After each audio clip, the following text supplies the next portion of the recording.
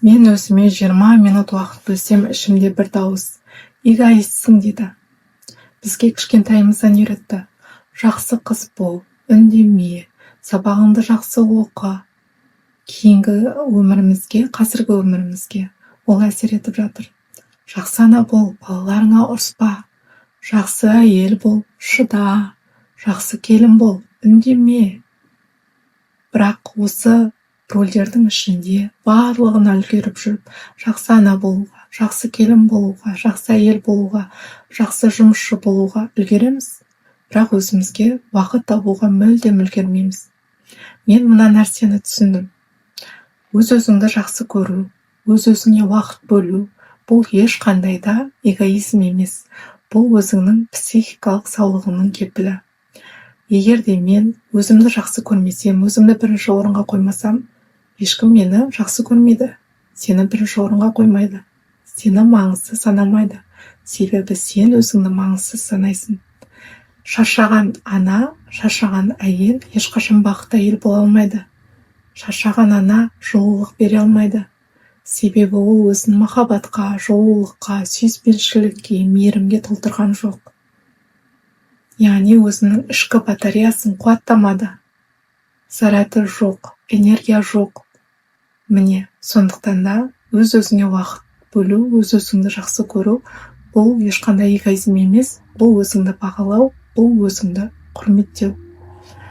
Мен мына нәрсені түсіндім: егер де сен өзің осындай әдемі сезімдерге толы болмасаң, онда сен оны басқаларға мүлдем көрсетпейсің. Сен ашу, ренішке, өкпеге, ызаға толып тұратын болсаң, айналаңа осы сезімдерді шашасың. Ол сезімдерді бересің басқа адамдарға да. Ашуланасың, біреу бір нәрсе десе сразу хай деп сразу ұрсып кетесің, айғайлап деген сияқты. Себебі сен шаршадың, сен қуатталмадың, сен энергияға толмадың, энергия жоқ сенде. Және де осы өз-өзін жақсы көру, өз-өзіңді бағалау — бұл ешқандай да эгоистік сезім емес. Міне мен осы нәрсені айтқым келіп отыр барша аналарға, барша әйелдерге. Сіз ертең 100-ге келсеңіз де, сіз ертең 5 жылдан кейін де, егер де осылай өмір сүретін болсаңыз, өміріңіздің аяғына дейін осылай өмір сүресіз. Сонымен өмірден өтіп кететін боласыз.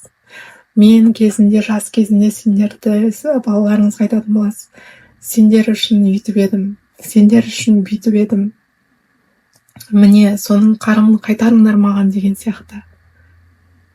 Сондықтан өзіңізді өкпе, ренішке, ашу-ызаға толтырмай, әдемі, жақсы көңіл күйге толтырыңыз. Жақсы көріңіз, уақыт бөліңіз. Егер мен, балаларым, мен, күйеуім, айналамдағы адамдар бақытты бола алу үшін, алдымен мен өзім бақытты бола алуым керек. Сен өзіңе көңіл бөлген уақытта сенде чувство вины оянды ма?